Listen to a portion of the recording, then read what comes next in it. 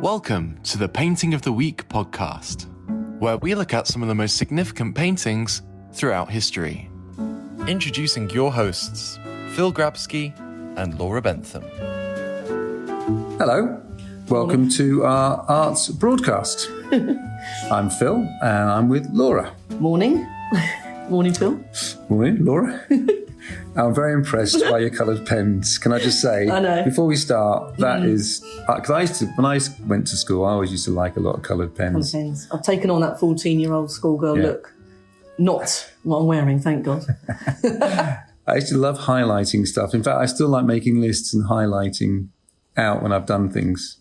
I'll be buying a pack of pens then for next week. You got a nice new pad? New pad, rhinos. Cleaned your glasses? Excellent. Keeping the rhinos Are we looked after. Are we sponsored by Rhino? No, Or just want to care for them. Should be. I like them. Yeah.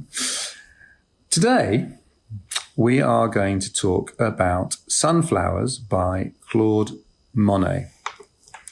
And outside it is grey and wet, but inside it is very sunny and bright and, I don't know, the heat of a French July day with this painting by Claude Monet, which he did in 1881.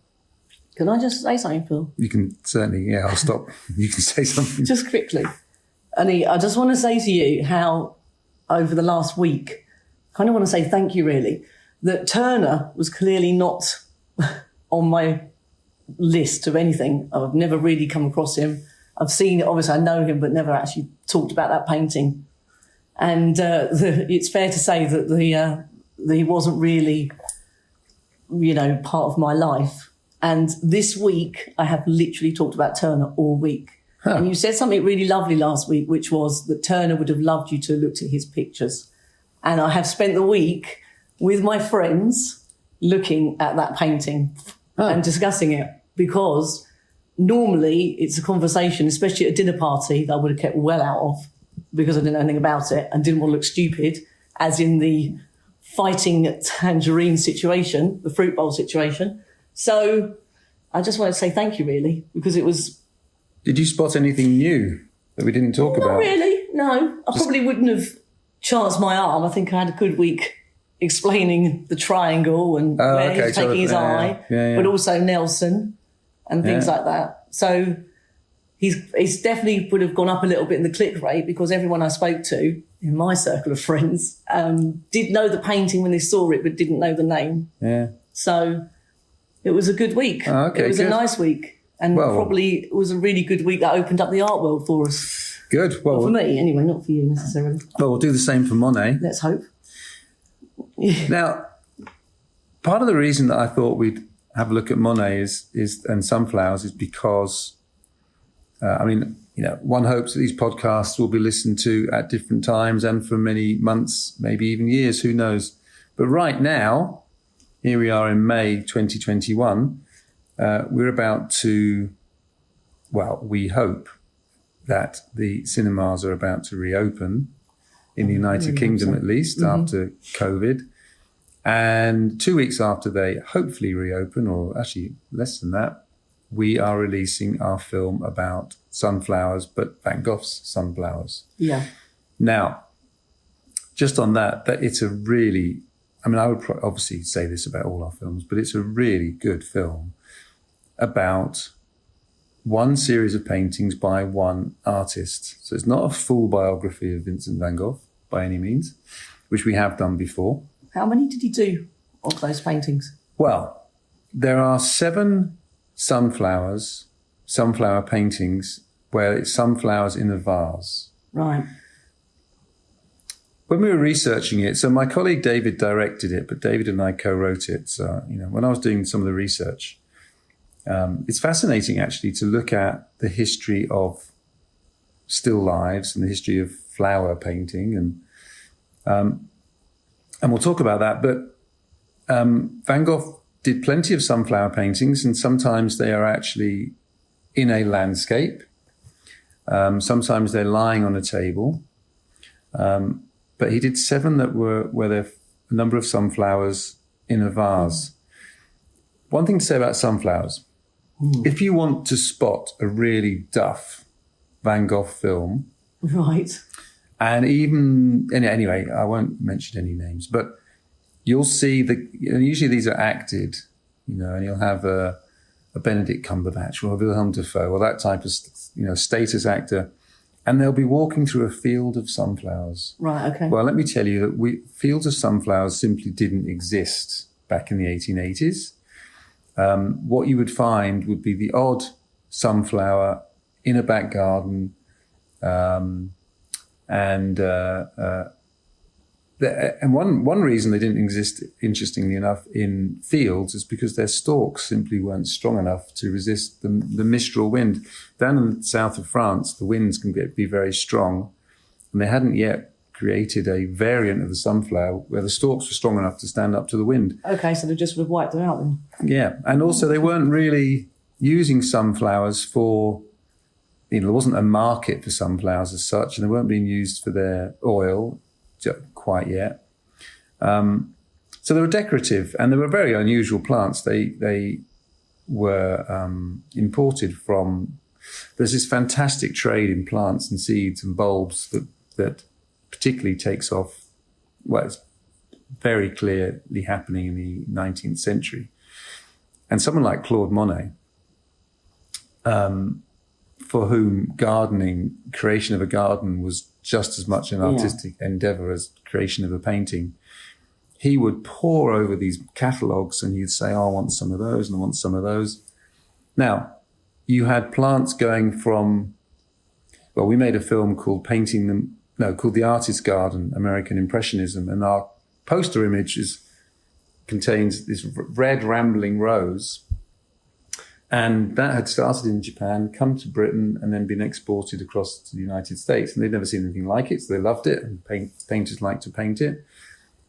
Sunflowers came the other way. Okay. They're a native North American flower.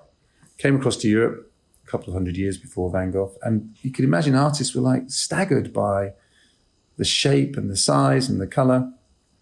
So, you're asking... It just literally makes you smile. There's nothing. It's easy on the eye. It's easy on the eye. And it's interesting, actually. It's so lovely. Only yesterday, I went to the Ashmolean and for a project that we're doing, and was looking around their Impressionist room, and there's a painting in there of peonies. Oh, I love peonies. Well, it's interesting because the person I was with said that somebody that was high up in the institution in the past, that was their least favourite painting. Wow. In the whole place. And because they didn't like peonies. Okay. It's hard not to like a sunflower. Now, you're asking about Van Gogh. So he does it 7 times.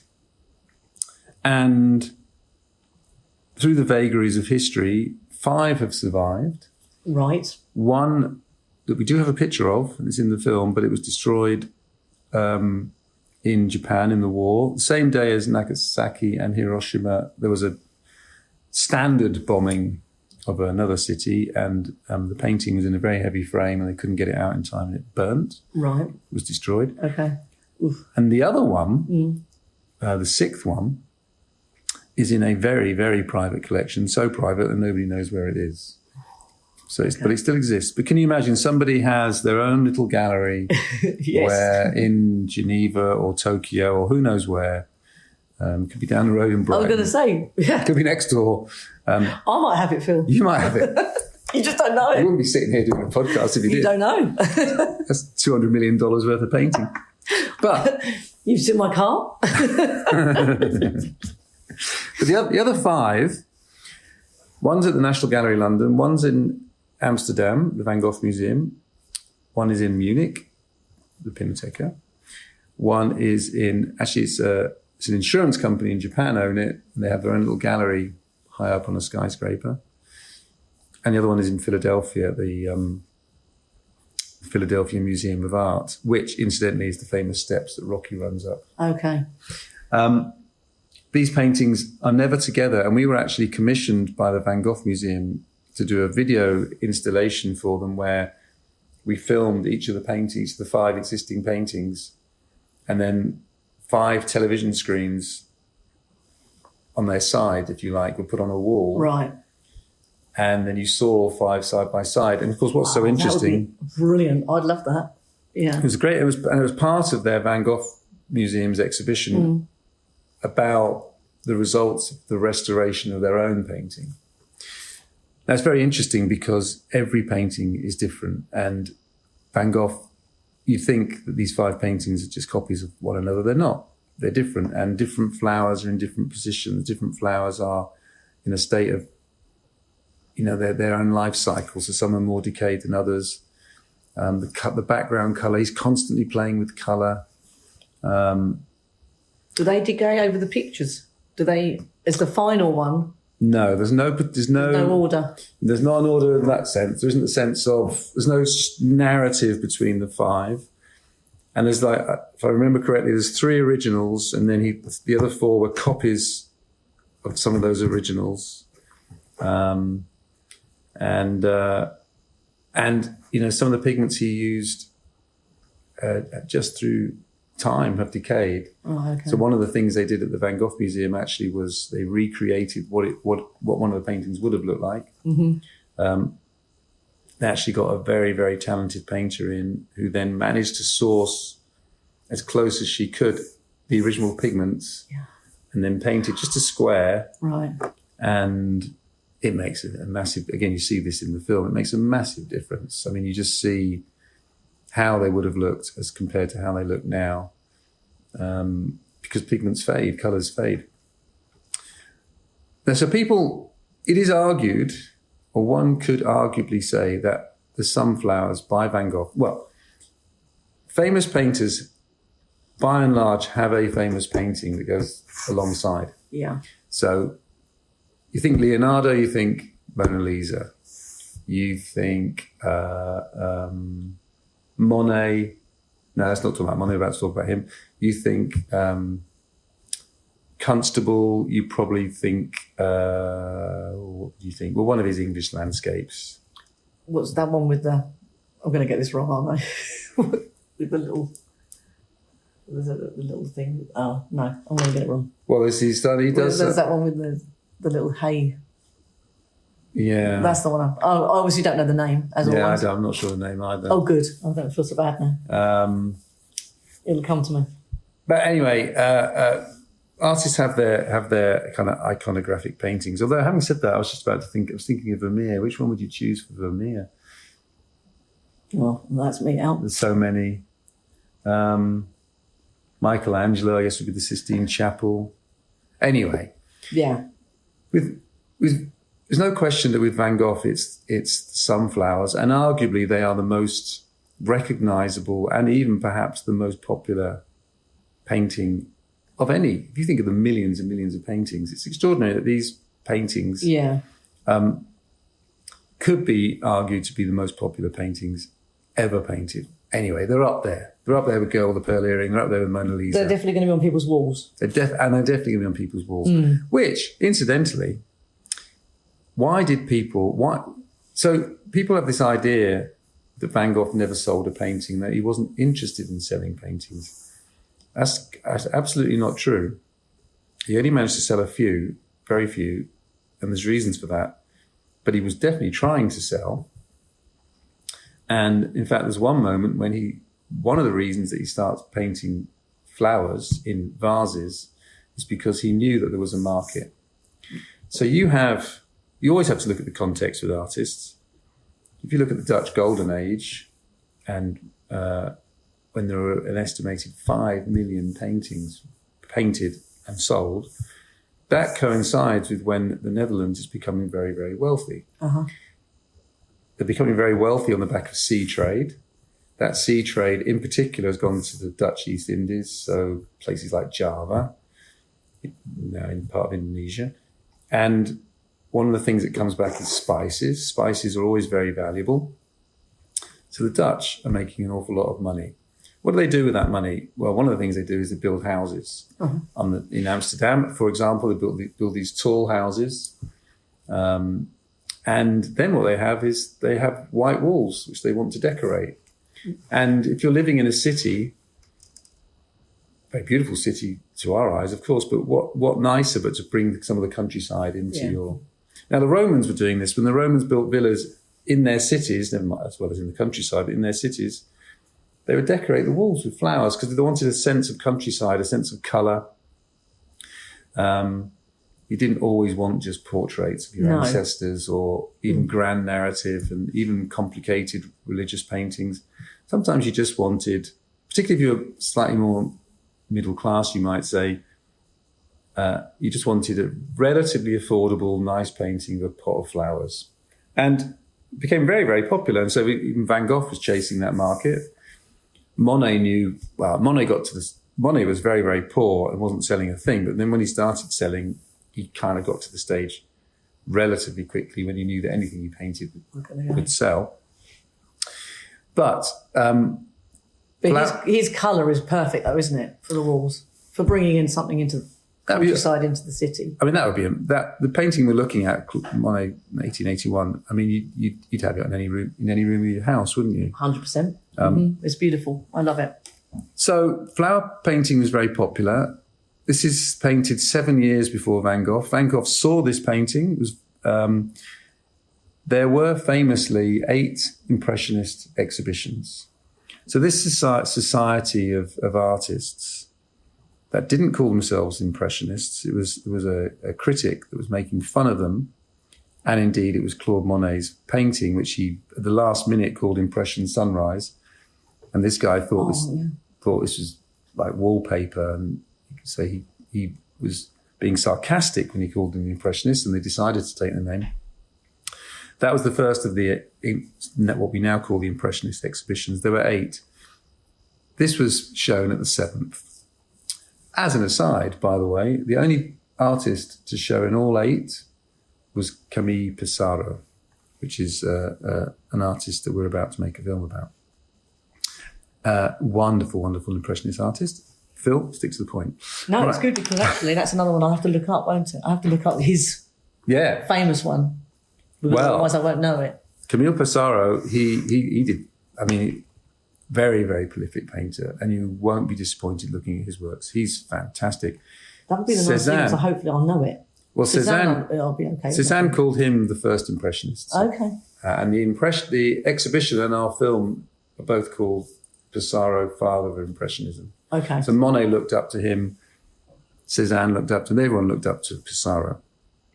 Anyway, this painting was shown by Monet in the 7th of those 8 exhibitions. And one of the people that actually got to see it, I don't know if it's in that exhibition or shortly thereafter, though where, I wouldn't know, was Van Gogh. He was very impressed by this. So if you want to understand one of the reasons why Van Gogh paints those Van Gogh's own paintings of sunflowers is because he's seen this and is really impressed by it. Right. Now, later, somebody said that, Gauguin, having seen both, said to Van Gogh, I prefer yours. And Van Gogh said, don't be ridiculous. Monet's is superior to mine. Do you think they would have met? Yes. Potentially, yeah. Yeah, okay. Yeah, they would have, yeah. Now, one of the things about Monet, famously, of course, is that he when he starts to, Monet's very, very poor, and if you track his life, he's getting further and further away from Paris, making his way down the Seine towards Le Havre, funnily enough, where he was born. But it's because the property is cheaper. Right, okay. Mm-hmm. And this painting of sunflowers is done in a place called Verteuil, which is one of those kind of slightly cheaper villages along the Seine. As he goes along, one of the places he then later comes to is Giverny, and he writes to his dealer at the time, Paul Durand de Well, and says, can you lend me the money so I can rent this property? And then eventually Paul Durand de Well does very well with Monet's paintings because he's gone to America, found a new market, and then Monet can buy Giverny, and then he starts to create this extraordinary garden, which is today, I don't know, maybe the most famous garden in the world. Have you been there? I have been there more than once, and we filmed there more than once. And the most closely guarded secret in the art world? Well, there's 2. One is, where is Leonardo's Salvator Mundi? That's a closely guarded secret. But the other one is, the day that the lily ponds flower, because apparently it's only like for one day. Oh, okay. And the place would be... It would be mobbed. It would be mobbed. Right. So they never tell you. Okay. But it's a very, very beautiful garden. It's a fascinating story. Imagine being there on the day. Imagine being so there. good. I know. Little flask. Little flask. Sit there and watch it happen. I got it right. There's bound to be a talking frog. It was so good. It's a fantastic story. He has this house, and then there's a railway at the bottom of the garden, maybe disused by this point. But across the road, there's some land. He buys this land, which has a little stream going through it, and he asks the local parish council for permission to put in the pond. There's lots of umming and ahhing, and then he says he wants to put in water lilies, and the local people are terrified that this weird new plant might poison the whole water system. Yeah. Mm-hmm. So he has a lot of resistance to it. Again, all sorts of things tie up. In fact, with our other films, we made a film about Claude Monet, but we also made a film about the influence of Japanese art on Van Gogh. All these Impressionists were influenced by Japanese art. So again, you look at the Giverny famous bridge, that's very influenced by Japan. If you look at Japanese art, there's often bridges, and it is a Japanese, I think they even call it a Japanese bridge. So Monet is absolutely fascinated by flowers and gardens. For him, planting a garden in the autumn and planting what he thinks are going to be the colours of those flowers is just as much, as I said earlier, an artwork as painting the front of Rouen Cathedral or a seascape in Normandy. And then when it emerges in the spring, it's great for him. He can just come out of his back door, set up his easel, and there he has. And as we mentioned last week, often he's so hard about the colour schemes, and often it's kind of reds to the fore, blues to the background, just to give it depth. This is quite interesting. I don't know how how close this is to his original. That background, which to us now looks slightly kind of lilac, may have been bluer. Maybe there's been some fading, but it looks to me like it's a mix of blue and purple. And then you've got the red tablecloth. But also, is that vase is Japanese? Is it? Japanese vase. Okay. Well, then again, you've got your Japanese. I mean, there was also a real interest in Delft, Dutch Delft pottery, kind of white and blue. Okay. But I mean, that could well be. I think you're right. I think that's probably Japanese. In fact, I think Gogh even refers to it somewhere as a Japanese vase, doesn't he? So you've got that Japanese vase. So again, he's making it. So there's no accidents in art. Everything. You never underestimate an artist. They're thinking about everything. Everything has a meaning and a reason. He didn't just go and get that pot off the shelf and stick it in. He could have. And we don't want to. But it does make sense now, what you've just said. I mean,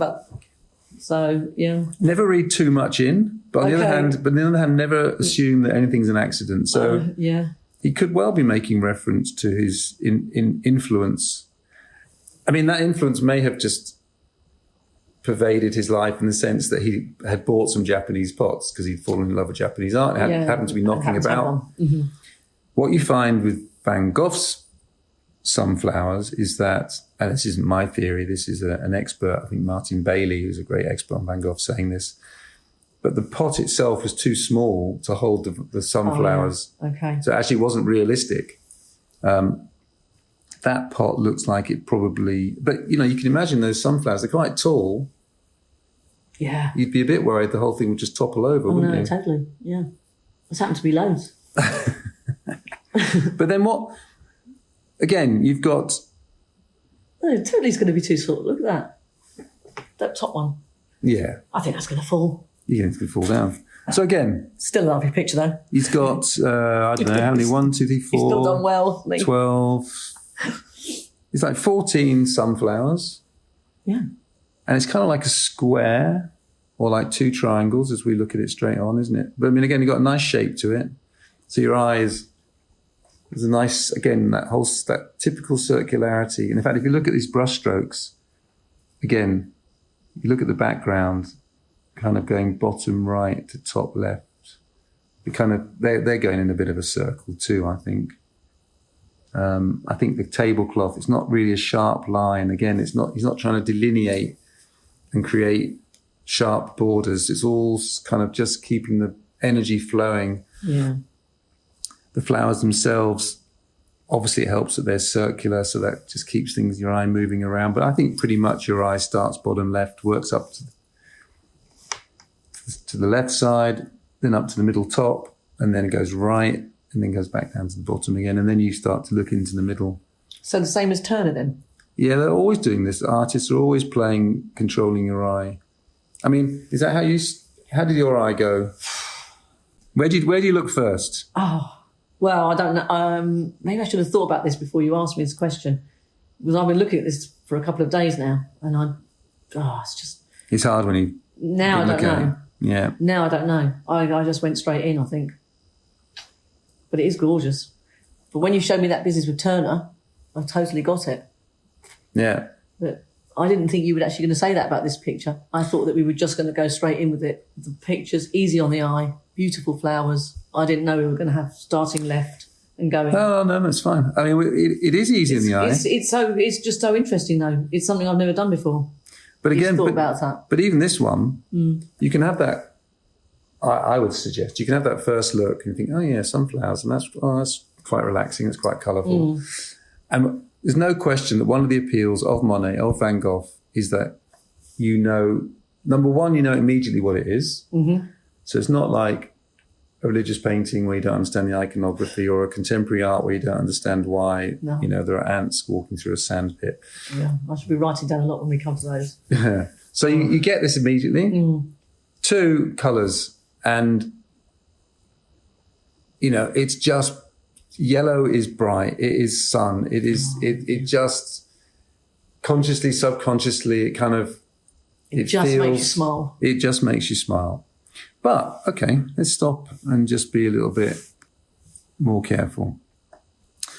If you look really carefully at a sunflower, and in the sunflower film we do this, I had never done it before. A sunflower is not one flower. A sunflower is actually 1,000 flowers. If you look really carefully, that's the center part of a sunflower is just, like I say, hundreds and hundreds and hundreds of little flowers, all very closely packed. He's kind of captured that. But just imagine yourself as an artist trying to paint the leaves of a sunflower. So let's go to the one at the top. Yeah. Okay, first time you look at it, you kind of scan it and you just see a bunch of yellow leaves. You look more carefully, the detail in that on a flat canvas with pigments, with a brush, to capture something which immediately convinces you that it is a realistic interpretation or representation of a sunflower. Absolutely brilliant. Every little turn, every little bit of black. If we could see this live, there'd be a 3-dimensionality about it, which of course we can't really see on a we're obviously looking at an image on our computers. The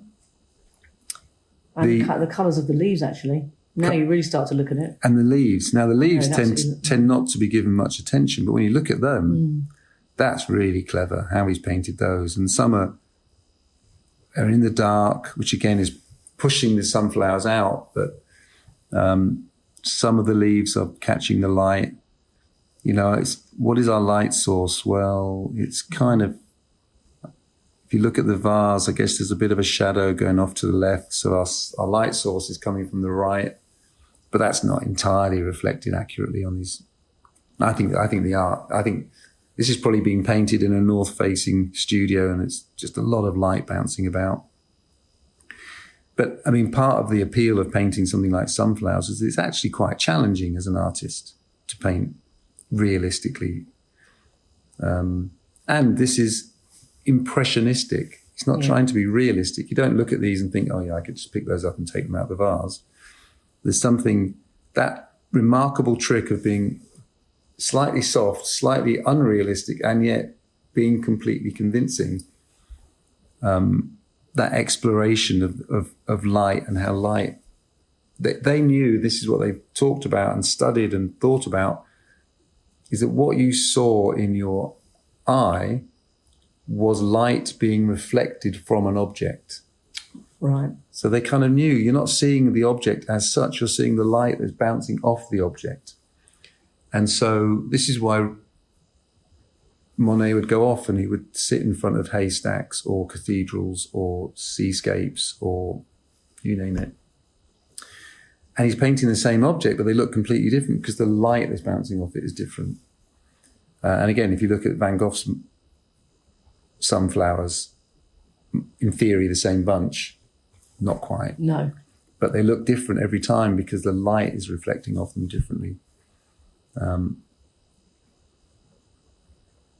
I think if we were to compare this to Van Gogh's, what we would notice in this one is actually quite a lot more orange and red.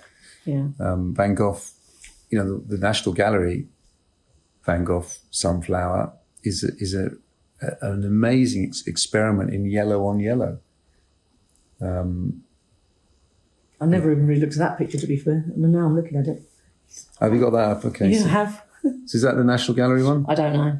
I just clicked on that because there's therefore here. So much more like sort of stylized, aren't they? Yeah. It's amazing the difference, isn't it? It is. And you would probably, it wouldn't take difference. long if you just have them side by side and go, you know what, that's Monet and that's Van Gogh. And think, well, actually, why is that? If I look at Monet's one, I would know that that's not by Van Gogh. I'd probably struggle to explain quite what it is that makes it not a Van Gogh. Whereas you look at the Van Gogh. Well, Monet's a bit more flicky. It's certainly. I don't think that's an art word. No, sure it is. Yeah, it's fine. But it's also, his would definitely be, if you looked at it from the side, you'd definitely see the three-dimensionality of it. Impasto, thick paint. Yeah, I loved it, yeah. I think Monet is less so, but also it's not quite the same. Monet's is a little bit more realistic, isn't it? Monet's still coming out of a past where artists like, I don't know, Corot or Courbet are realist painters. Monet's kind of coming out of that tradition. Van Gogh, post-impressionist. I mean, he's taking it in a new direction. Mm-hmm. That vase just looks slightly, it just looks a little bit more unrealistic. Even the sunflowers are not quite the same level of realism, are they? No.